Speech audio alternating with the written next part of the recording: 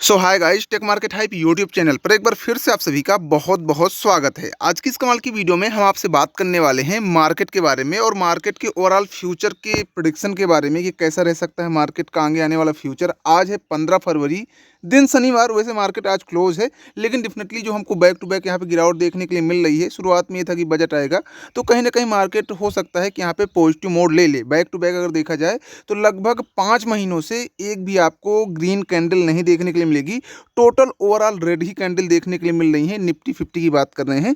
इसके अलावा यहाँ पे ऐसा था कि चलिए ठीक है, यहाँ पे जो दिल्ली कलेक्शन हुआ है उसके बाद यहाँ पे कहीं ना कहीं ऐसा आसार था कि हो सकता है कि कहीं ना कहीं हमको पॉजिटिव सेंटीमेंट मार्केट में देखने के लिए मिले, तो वो भी निकल गया।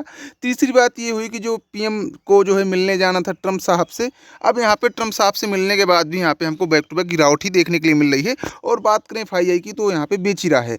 तो कैसा आगे का जो है फ्यूचर रह सकता है और फिलहाल में क्या यहाँ पे कोई इवेंट आएगा उसकी वजह से यहाँ पे बाउंस बैक मिल सकता है, या फिर जो कन्फ्यूजन है अभी मार्केट को और जो एक पैनिक सेलिंग बनी हुई है मार्केट में वो यहाँ पे कब तक जो है रुकते हुए दिख सकती है। चलिए डिटेल में बात करते हैं। अगर आप हमको पहली बार देख रहे हैं सो प्लीज़ यार दोस्तों वीडियो को लाइक करके चैनल को डेफिनेटली सब्सक्राइब कर लीजिएगा। आपको काफ़ी ज़्यादा नॉलेजेबल वीडियो हमारे चैनल के थ्रू मिलती रहती हैं।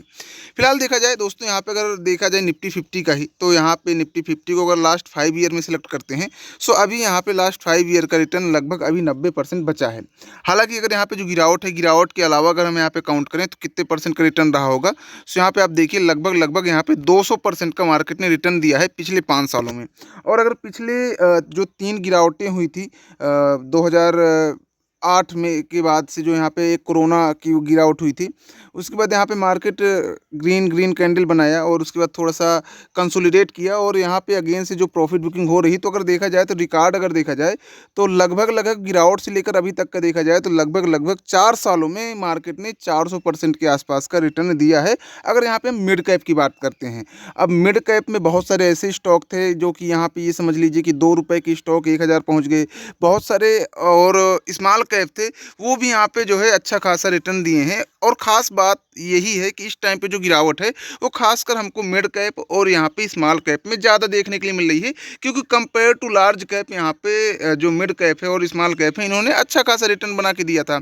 बात करें रिसेंट की न्यूज़ की, अब यहाँ पे सबसे मेजरली कारण क्या है, देखिए यहाँ पे कारण कई हैं लेकिन हमें एक एक करके बताते हैं। पहला रिसेंट का कारण है जो कि यहाँ पे ट्रम्प साहब है। मेजरली मेन कारण है ट्रम्प साहब। भाई साहब, जिस दिन से ट्रम्प साहब जो है राष्ट्रपति बने हैं अमेरिका के, उसी दिन से यहाँ पे मार्केट में पनौती लग गई है। खासकर उस दिन से ज़्यादा ही लग गई है। कैसे? पहले ही दिन उन्होंने बनती एक बयान दिया कि भाई ये जो रिन्यूएबल एनर्जी सेक्टर है इसमें हम काम नहीं करेंगे और ये डेफिनेटली फ्यूचर इफिशेंट नहीं है, या फिर कुछ उन्होंने ऐसा बोला बयान, जिसकी वजह से क्या हुआ कि यहाँ पे जो है रिन्यूएबल एनर्जी सेक्टर बिल्कुल धड़ाम हो गए। बिल्कुल ये समझ लीजिए, अब देखिए वोरी जैसी कंपनियाँ जो कि काफ़ी ये समझ लीजिए, वोरी रिन्यूएबल तो वैसे भी पनौती है, लेकिन यहाँ पे बात करें वोरी एनर्जी की, उसको भी आप देखेंगे तो यहाँ पे आपको वोरी एनर्जी ही क्या, आप मैं आपको लेके चलता हूँ पूरा स्टॉक के अंदर लेके चलता हूँ, ट्रेडिंग व्यू के अंदर, तो आपको कुछ समझ में आएगा। अब देखिए यहाँ पे जो रिन्यूएबल एनर्जी सेक्टर में देखिए जैसे इरेडा हो गया, इरेडा आप देख सकते हैं 5% लास्ट जो है फ्राइडे तो गिर ही गया, लेकिन ये काफ़ी दिनों से बैक टू बैक गिर ही रहा है। ऐसा था कि कंपनी ने कहा था कि भाई हमको प्रॉफिट भी अच्छा हो रहा है। कंपनी ने बताया था कि जो है पिछले टाइम के कंपेयर में हम इस बार जो है ज़्यादा लोन प्रोवाइड कर पा रहे हैं और यहाँ पे हमारा प्रॉफिट होने के जो ग्रोथ है वो काफ़ी अच्छी हो रही है, लेकिन फिर भी यहाँ पे गिरावट हो रही है क्योंकि एक बयान आ गया। दूसरा बयान अब यहाँ पे जो आ गया है वो आया है टैरिफ का। अब टैरिफ में क्या हुआ कि भी मोदी जो मिलने तो गए, लेकिन उसके पहले ही उन्होंने साइन कर दिया टैरिफ, जो नए कुछ टैरिफ्स हैं, जैसे कि उन्होंने बताया कि जो कंट्री हमारे प्रोडक्ट्स पर जो है टैरिफ लगाती है, मान लीजिए कि इंडिया लगाती है 10%, तो हम भी इंडिया के प्रोडक्ट पर 10% लगाएंगे। मान लीजिए इंडिया लगाती है 100%, जैसे कि बहुत सारे प्रोडक्ट पर इंडिया 100% लगाती है। हार्ले डेविडसन है जो कि यूएसए की बाइक है, उस पर इंडिया 100% टैरिफ लगाती है। सो अब यहाँ पे जो है अमेरिका भी भारत के कुछ ऐसे जो बाइक्स हैं उन पर लगाएगा। इसके अलावा मान लीजिए कि क्लोथ्स हैं, जैसे कि यहाँ पे लुइस वुइटन या फिर जो अच्छी कंपनियां जो कि यूएसए की हैं जो इंडिया में बेचती हैं, अगर मान लीजिए कि उन पर 60% 70% इंडिया टैरिफ लगाता है, सो ये समझ लीजिए कि जो इंडिया के प्रोडक्ट हैं, ऐसा नहीं कि इंडिया के कपड़े बिकते नहीं यूएसए में, तो उन पर वो जो है 60-70% का टैरिफ लगाएगा। अब इससे क्या होगा ना कि यहाँ पे जो है लेन देन में होगी कमी, और भारत लगभग जो है ये समझ लीजिए कि $16 बिलियन के आसपास का पिछले साल में लगभग जो है सिर्फ बेचा ही बेचा बेचा था। तो ये समझ लीजिए अब घाटा तो होगा। अब यहाँ पे मोदी जी के मिलने के बाद क्या हुआ कि ट्रम्प साहब ने जो है बिल्कुल बेवकूफ़ ही समझ लिया, मतलब बिज़नेस माइंड के हिसाब से बात हुई। कुछ ऐसा नहीं हुआ कि एक दोस्ताने के नाते कुछ ऐसा हुआ हो जिससे जो है इंडिया को बेनिफिट हो, बल्कि इंडिया को लॉस हुआ है मोदी जी को यहाँ पे जो है अमेरिका जाने से। अब क्या हुआ है, देखो टैरिफ का डर दिखा के उन्होंने क्या कहा है कि अब यहाँ पे जो है इंडिया हमसे क्रूड ऑयल खरीदे, हमसे यहाँ पे जो है डिफेंस की चीज़ें जैसे कि जो फाइटर जेट हैं उनको खरीदे, या फिर यहाँ पे जो अदर प्रोडक्ट्स हैं जो कि यहाँ पे हम अदर अदर कंट्री से लेते थे, वो अब यूएसए चाहता है। यूएसए ने कहा कि Modi you are my friend, I miss a lot. तो अब यहाँ पे मोदी को फ्रेंड बनाकर उन्होंने एक प्रेशर बनाया पहले टैरिफ का। दूसरी बात, यहाँ पे उन्होंने अपना सामान बेचने की जो है स्ट्रेटजी बनाई। अब यूएसए में हम क्यों नहीं ज़्यादा लेते हैं चीज़ें, क्योंकि USA compare to other country हमको महंगा पड़ता है। अब मान लीजिए कि अदर कंपनी के प्राइस को मैच भी करके अगर यहाँ पे अगर जो है यूएसए हमको देगा, तब भी हमको जो है अदर कंट्री से हमारा व्यवहार खराब होगा। रीज़न ये है क्योंकि यूएसए तो सिर्फ अपना एक बिजनेस मैन के हिसाब से सोच रहा है। अगर वो एक फ्रेंडशिप के हिसाब से सोचता है इंडिया के बारे में, तो यहाँ पे ऐसा कुछ मतलब स्ट्रेटजी ही नहीं, मतलब ऐसी जो बिजनेस जो है डील रखी है अपने सामने इंडिया के सामने, वो रखता ही नहीं। कि भैया अब कह रहा है कि जो है ट्रम्प मोदी से कि भैया अब यहाँ पे हमारा जो भारत और इंडिया का मतलब भारत और अमेरिका का जो ट्रांसपोर्ट है वो लगभग $500 बिलियन आगे आने वाले 2030 में हो जाएगा। अब इससे क्या होगा कि भारत को पूरा ज़्यादातर सामान खरीदना पड़ेगा यूएसए से, जो कि महंगा पड़ेगा, और इससे जो है भारत की इकोनॉमी डाउन होगी। तो अभी हालांकि देखिए रीजन क्या है कि अभी तो जो है पैनिक सेलिंग बनी हुई है मार्केट में। चाहे आप यहाँ पे मिड कैप ले लो, चाहे बैंक निफ्टी ले लो, चाहे आप यहाँ पे बैंक एक्स ले लो, या फिर जो भी स्टॉक हैं। आप चाहे देखिए यहाँ पे डाटा सेंटर वाले स्टॉक देखिए 7% टूट गए, एक्टिव ड्रग्स 5% फार्मा सेक्टर का है। इसके अलावा आप बात करें रतन इंडिया जो पावर सेक्टर की स्टॉक हैं, वो भाई साहब यहाँ पे टूट ही रहे हैं back to back. Mid cap, small cap सभी टूट रहे हैं।